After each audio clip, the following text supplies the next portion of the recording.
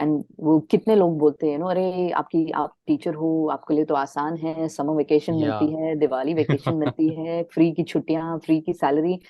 But आप आके पढ़ा के देखिए, और वो जो ब्रेक मिलता है ना, that's for a mental sanity. अगर वो Correct. ब्रेक नहीं मिलेगा ना, तो स्कूल बंद हो जाएंगे।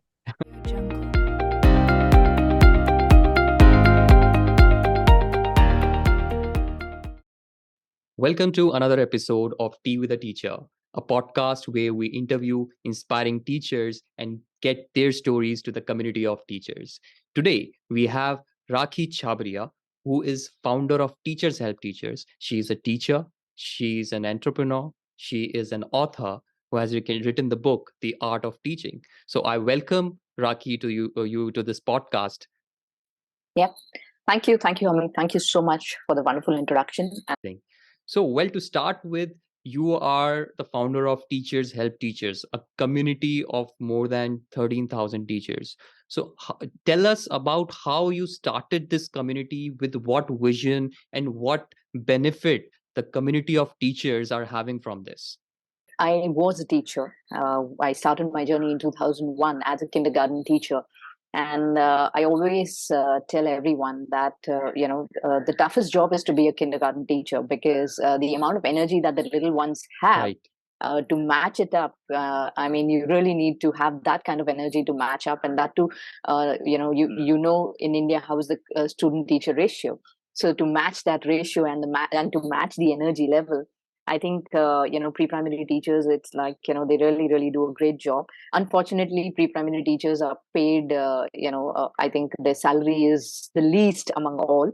So that's something that we need to really look into. School management really needs to look into, because that lays the foundation for the entire school, and that's where good teachers come in. So I was a pre-primary teacher. I was teaching at Aravidya Mandir way back in 2001, and I worked for 4 years, after which I resigned, because of the only reason I felt that I was not being impactful, and I felt I'm not able to make a difference. And during that span of 4 years, I underwent a short-term course in learning disability. And that was something where I felt really satisfied, because I was able to help two students from the school itself to improvise on their learning and spelling and reading abilities. And that's where I felt that, wow, I made a difference. And that feeling was something which was lacking in the classroom. I felt that, oh, anyone can come and teach these kids, but very few teachers can actually help children who need help. So I decided that, okay, I'm going to pursue further studies. So I decided to do my B.Ed in special education, and M.Ed in special education back to back, so that before I start my family, I wanted to get done with my studies. But little did I know that this journey is going to be like an eye opener for me, where it would open up so many avenues for me in terms of sowing the seed for impact based teaching, and impact or purpose, kind of helping me find purpose. So I can say that I owe my uh, you know uh, the journey to special education, because that's how Teachers Help Teachers came about. And after pursuing further studies, I was working, and I was developing side by side. I was also developing pre-primary curriculum for a lot of preschools, because I didn't want to lose touch with my early childhood education degree as well. So while I was pursuing my skills in special education, I also wanted to be in touch with early childhood education. And while I was doing that, there was a lot of angst in me, where I felt that, oh, preschools are not doing their jobs. They are serving the parents, they are not serving the children, because a lot of the curriculum that we were asked to write, rather I was asked to design, was against the child development principles. And that would make me feel that, okay, why do children have to write so much, why so many worksheets, and why are they overburdened? Because we learned everything should be playway in the pre-primary years, and here what I was doing was exactly the opposite. So I decided to start my own venture with a friend of mine in 2009. And I started my own company by the name Sai EduServe, and I started serving and designing curriculum. While I got done with that, the idea of Teachers Help Teachers came when I was interviewing teachers. And the kind of replies that I would get from the teachers was that when I would ask them, why do you want to become a teacher? So that stayed in me. And that made me feel that a lot needs to be done for the teaching community, because teachers themselves don't have clarity, and teachers also are not aware of the avenues that can open up for them once they get into teaching. So that stayed in me, and I felt that something needs to be done. How, when, where, I didn't know, but I just got started on this journey. I formed a Facebook group after a lot of research, and that Facebook group slowly grew from 200 members to now over 13,000 members. And that has only happened because of the support of all educators together. And also because they believe that, okay, this group is meant to help one another, as the name suggests. So that's how my journey has been, where it has taken a while, because before pandemic, things were very different. Post pandemic, things have become very different. So it has taken a while to get here, but I think it's been a very fruitful journey. And I think the amount of learning that has happened over a period of years, it's not comparable even to my schooling and my college learning. So it's something that I'm always always on the go with the community. So my whole purpose is to serve the community. Yeah. That's amazing. So as you said that you started because as you were interviewing teachers, Yes. they were not having the clarity what are their goals, their career goals. And apart from that, they also don't have the clarity of what they have to teach in the classroom. As you also addressed the problem with the early childhood education, how teachers are not delivering what is to be delivered to children, but they are delivering what is to be delivered to the parents. Yeah. Because they want to please the parents. It in early childhood education, the They parents are the want the child to they are the be, one who are paying the fees, right? yes, they are the paying the fees, but they are also they are expecting that that the child is in a good care for the whole day, and they are at their home or their workplace. But the purpose of early childhood education is that you create a foundation for the child, so he can learn, he can have the habit of learning, he can understand things easily when he grows and he have the further education. So how do you address to this problem? How can, because right now we have in India, if we talk about, we have the largest population of infants and toddlers who are taking the early childhood education, and the preschools have grown exponentially in India. So how do you think that this problem can be addressed? Because I also agree that teachers are not paid well for the early childhood education, and that has to also be increased. But the fee structures are also low, because we don't see the fee structures for school is not with the importance at what age the education is there, but the lower the grade, the lower the fees, the higher the grade, the higher the fees. But it should be in on a different scale. The lower the grade, the higher the fees should be. I think it can be a blanket structure as well, because ultimately, when we talk about education and schooling, it's a serious business out there, right? We are looking at almost 12 years of a child in kind of evolving.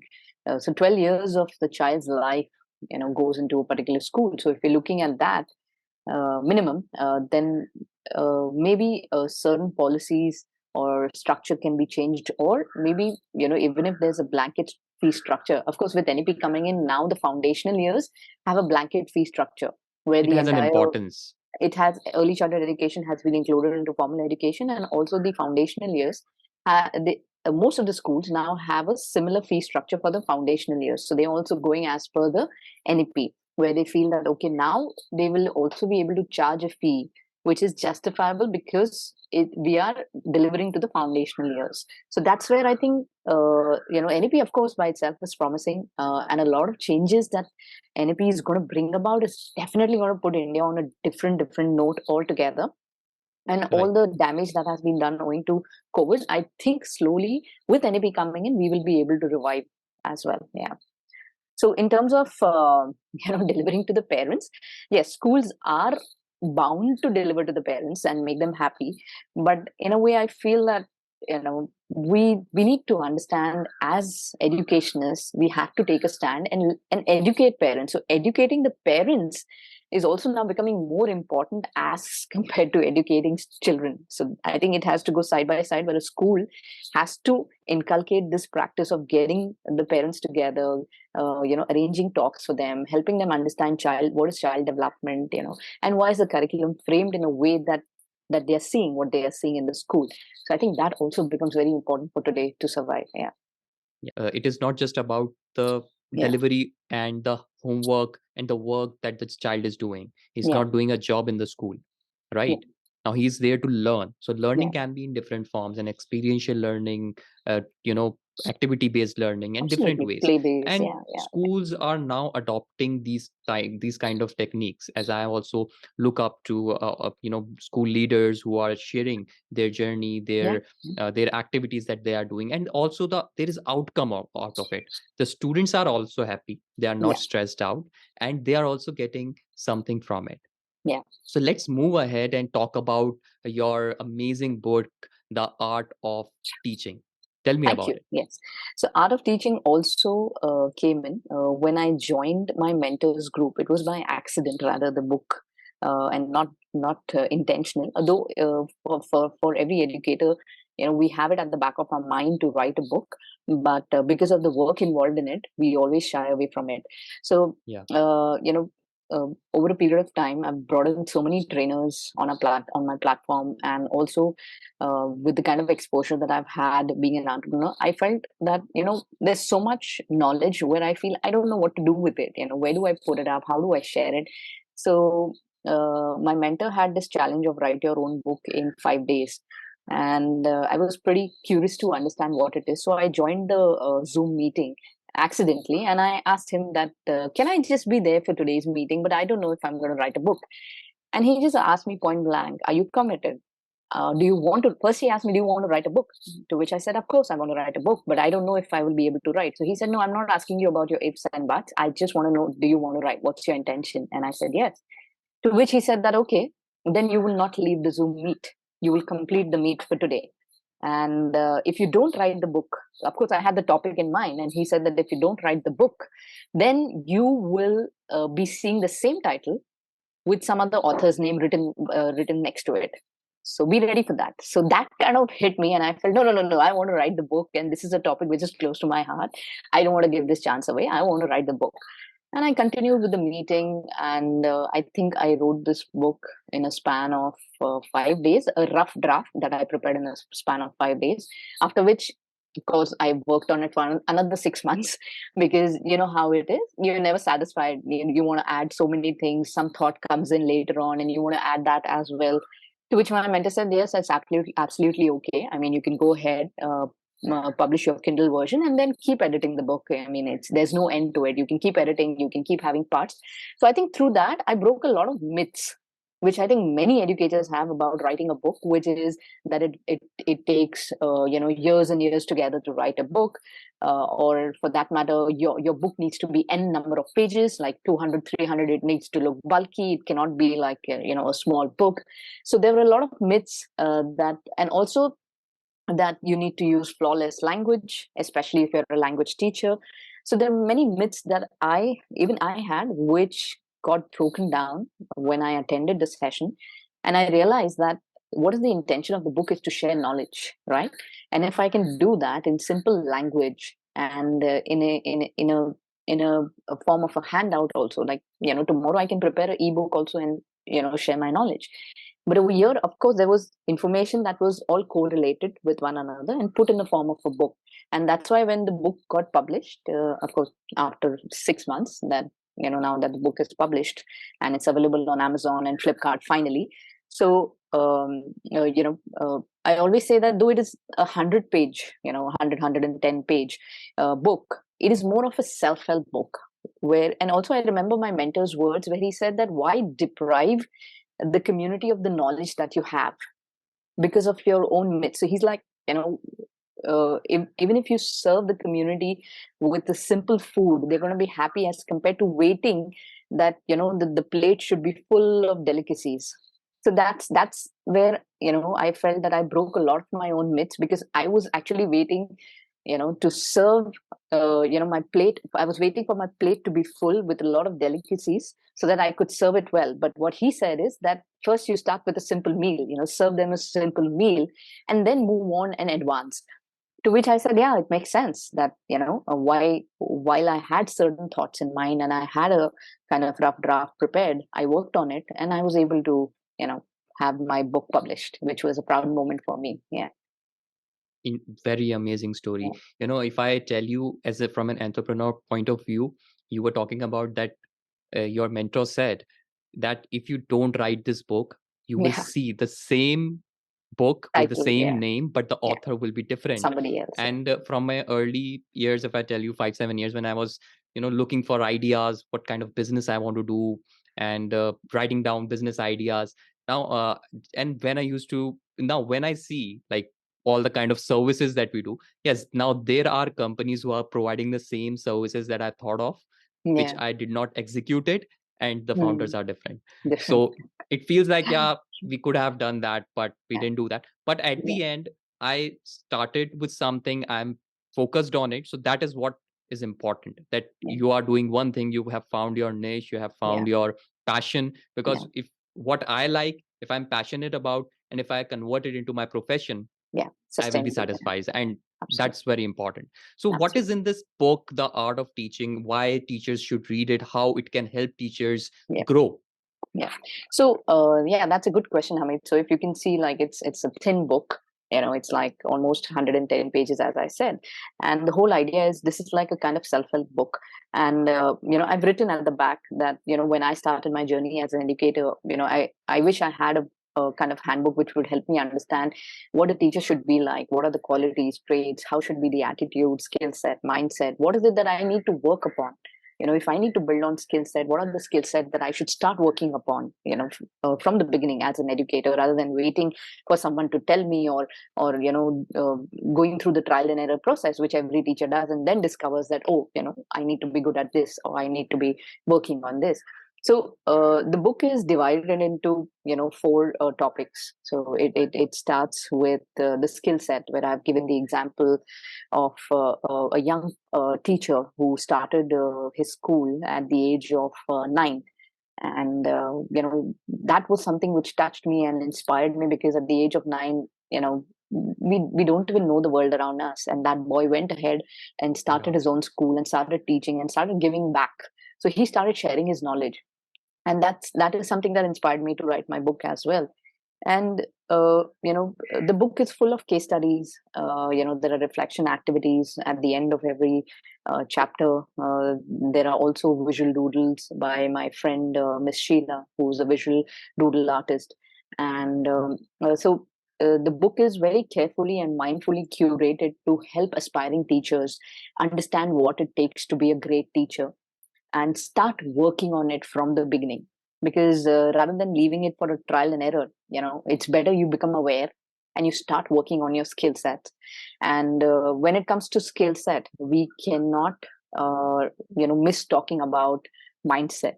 And if we are talking about mindset, then how is it that Carol Dweck who has played a huge role, about the mindset? How is it that it needs to be cultivated, the growth mindset versus the fixed mindset? So all of those things, I've tried to kind of pack a lot of things in a very, very simplified manner, in a very bite-sized manner, so that, if you were to take this book in your hand, and if you're traveling, if you're in Mumbai and you're traveling from, let's say, Andheri to Churchgate, you will be able to finish this book, considering the traffic. Yeah. So it's almost like a 1 hour read for any educator to just pick up some tips here and there. And also a book which I feel I want all B.Ed colleges to keep in the library, so that all the aspiring teachers, students out there who are on their journey to become a teacher, are able to understand that you are in a profession which is a serious profession, because you're impacting the lives of the young ones. So don't fool around with them. Start working on yourself to see a difference. That's what the book's message is. Yeah, start working on yourself. Because I always feel that, we always talk about professional development, but we never talk about emphasis on personal development. And if there is no emphasis on personal development, I feel professional development cannot happen. So it's very interrelated, correlated, and that's where I have put down some practical activities, reflection activities, and I've also listed down certain resources which are available free on our website, so that teachers can, just take out or download it and take a print of it and start using it in the classroom for mindset activities. So that's the whole idea, to just help them become aware and get them started on their journey of both personal and professional development. Yeah. As you referred to Carol Dweck, Yeah. she has written the book in a very simplified way. It's a long book. I have also read it, but it doesn't just specify to the teaching community. Yeah. It's specified to the sports person and Anyone, successful people, anyone. Yeah. right? So Yeah. how have you put it in your book for the growth Yeah. mindset? What kind of mindset the teacher should develop Yeah. and should possess? How have you addressed it? Yeah. So that's what the reason why the chapters are also placed. First comes the skill set. Once the teacher understands that, okay, what are the qualities and traits of a teacher? Now, it may sound cliche, but the number of qualities that got listed, just by analyzing the 9-year-old teacher, were so many, and then we get down into understanding that, okay, what are the essential ones as well. And then comes the mindset, because if you are not ready to work on yourself to develop those skills, no amount of hammering is going to work. I may enter the profession and my principal or the management may send me for a training, but if I'm not willing to learn and I'm not ready, my mindset is not of a growth mindset, a learner. If I'm not a learner, no amount of professional development is going to help me become a better teacher. So that's where it became important for me to talk about mindset. And when we talk about mindset, of course, Carol Dweck came in, where I associated, what are the kind of activities that teachers can actually look at, and also bring it into their classroom to understand the mindset of their learners so that they can work upon it. So mindset becomes very important. And also for mindset, when we talk about mindset, that there comes in an awareness, that what how is it that I learn, how do I face changes, am I open towards changes? So it also involves a lot of reflection on our own personality when we talk about mindset, and that becomes very important for every teacher, because a teacher rarely gets time for self reflection, in their profession. So that, again, I have included activities for self reflection to help them understand what kind of mindset they have. And at the same time, the mindset also shifts. There may be a phase in life where you may have experienced, you yourself are in that zone where you're not ready to change and you're not ready to grow, you're not ready to learn, because you're overwhelmed with a lot of things. So you may go through phases, but are you aware, are you aware that, okay, I am in that fixed mindset stage, or I'm in the growth mindset stage, or if I'm in the fixed mindset stage, I need to come out of it and I need to start, moving out of it. I cannot stick to that stage in my life. So a lot of reflection activities that have been provided, a lot of references, of course, in the bibliography that have been given so that teachers can lay their hands on for more additional learning. Because as I said, that I didn't want to increase the number of pages. I wanted it to be bite size, and I wanted it to be like, kind of just hit the nail. And if it arouses curiosity in you, then of course the sky is the limit. Yeah, I think mindset is very important, and it gives you it helps you understand yourself first of all. Yeah. Like, where do you stand and Yeah. where you have to go, and Yeah. it also helps you understanding your goals and build habits. Because with the mindset is not just about, like, yeah, I have a mindset, but it's actually building the habits, and that those habits are actually the mindset. That's what True, I have true, understood true. from Yeah. the mindset from Yeah. Carol Dweck. Correct. So Because I always, Mhm. I also spoke about attitudes in my book, attitudes and beliefs. So that's where the habit also comes in, where my third Yes. chapter is attitude, where again you're reflecting upon that, okay, what are my habits? What is my attitude towards learning? So that's how I've kind of, interrelated and correlated each and every chapter with the previous. There's a link to every topic that I have chosen. And I've ended the book with happiness. So that's something which is again very important, though it comes at the end, but that forms the base of all the other 3 chapters, that if only you're able to stay happy in this profession, then continue the profession. Yeah. As you just talked about happiness, Do you think teachers are happy? Because as far as I know, teachers are waking up in the morning, just going to the school at 7:30, starting at 7:30 or 8, and they're going to the school. They are there whole day. School hours are not 8 to 2 nowadays. It goes beyond 3, 4, 5. Even for the school leaders, it goes beyond 6. Then what is their life? Are they happy? Is the workplace only is their life? Or do they have, daily habits or hobbies that they practice, their morning routines, evening routines, family time? Is all that happening? I think that's something which is very subjective, I would say, because when you were just talking about your passion, that when I was searching for the opportunities and what to do, and finally I figured out that yeah, this is what I want to do, and if I can make it my profession and sustain myself, why not? I will definitely pursue it. So I think the question boils down to your passion. You know, how passionate are you to teach? I think passion overrules all struggles that we face. And if you have the love and the passion to teach, then no matter what challenges you're facing, you will have the strength to overcome them and you will not get affected by them. As compared to being forced to be in a profession where you don't want to be. If somebody's really forcing you or you have no other alternative but to do this job, then I can definitely say that teacher is going to be negative, unhappy, and also spoil the culture of all other teachers in the staff room, and also create a bad impression in front of students. It's challenging, and then at the same time to stay updated with your academic knowledge, and then to find a balance between your family and your teaching schedule, and then also to create an impact on your learners.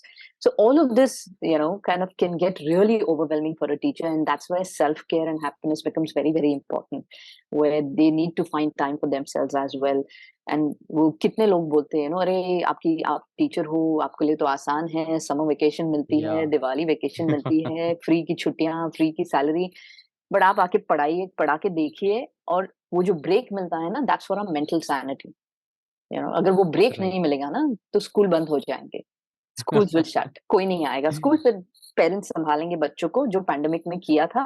और pandemic के बाद what happened, parents were like please ले लो हमारे बच्चों को, school जाने दो. So it's that kind of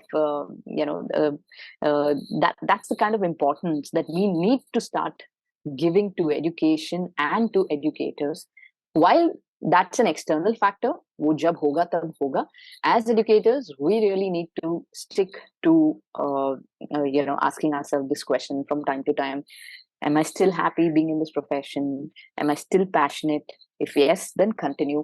Otherwise, just get out of the profession, do what it takes to make you happy. Don't be in this profession, because an unhappy teacher is, I think it'll cost the school much more than hiring an experienced teacher. Yeah. I think it's more than costing a school, it will cost a life of a A child. life of a child, absolutely. More than one More child, than, actually. yes, yes. So as you run a community of teachers, how do you think as a community, because teachers do not engage much in the community, Yeah. so how do you think teachers can help each other empower, or in any other way can help each other? Yes, I know it's very tough for them to find time to engage and answer each other's query and help each other out. But as a community, we have few members in the community who are available to answer queries and who also encourage others who answer their queries. So that's something. We have a very close knit of WhatsApp communities, close knit WhatsApp communities, where we only allow members who have attended our sessions to join the WhatsApp community groups, because we don't want to open it for all. And at the same time, the Facebook group is open to all. Anyone can join a Facebook group. All they need to do is just answer the 3 questions that have been asked at the time of entering the group. Once they answer those questions, then they will be admitted to the group, and they are most welcome to post their queries, ask a question, or rather answer somebody else's query. So that's something that's like a give back, because if when we spoke about writing a book, this is also one way of giving back, where you can come and you can answer queries as a mentor. So while we have certain systems in place as to who can become a mentor, who can become a trainer in our community, and who can help us manage the WhatsApp communities. So while we follow certain protocols, we are also happy to welcome members who would like to help us in terms of becoming a trainer or a mentor, or rather even joining the code committee to take charge of the Facebook and the WhatsApp community. So we are always inviting volunteers, teacher volunteers, to help us out, to engage the community and help the community. So that's how we run the community at a very organic level, and we do it with the help of one another. Yeah. So actually, the community of teachers is not yours, not ours. It is Yeah, theirs. it's there. So Absolutely. it's there. So it is Yeah, their participation that is absolutely. going to help each other, and anybody can take charge. Anybody can take Who charge. Yeah. who is passionate about it, And who who is has the time and responsible. willing to share their time, probably it's True. like 3 hours in a week. If they're able to share, are more than welcome to join us and help us out. Yeah. And of course we give them a certificate of appreciation, letter of appreciation, and that kind of helps them when they're looking out for a new opportunity, so it goes in their CV. So yeah. Interesting. Well, thank you so much, Rakhee, for coming to this podcast. All your Thank you. insightful things that you have shared today, and also about your book. I would recommend everyone to Yes, hands please on grab this a book, copy. Art of Teaching. And Yes. I think, yeah, because these kind of things, I don't think B.Ed colleges are having all these things in their curriculum. So if this book can help the teachers understand their passion and how they have to grow themselves in their career, then it is going to just break the ice. Yes, it's just going to help them get their focus right and understand that, okay, if I'm pursuing teaching as a profession, then I need to be ready for all these things. Else, just you can just quit. Yeah. And don't waste your time, another 4 years pursuing the degree. Yeah. Amazing. So thank you so much for coming to this podcast. Thank And you, I Amit. would request everyone to like, share, subscribe, and also subscribe to on whatever platform you're listening to on Spotify, Apple Podcast, YouTube. We will come up with another episode of Tea with a Teacher with another inspiring teacher. Jungle.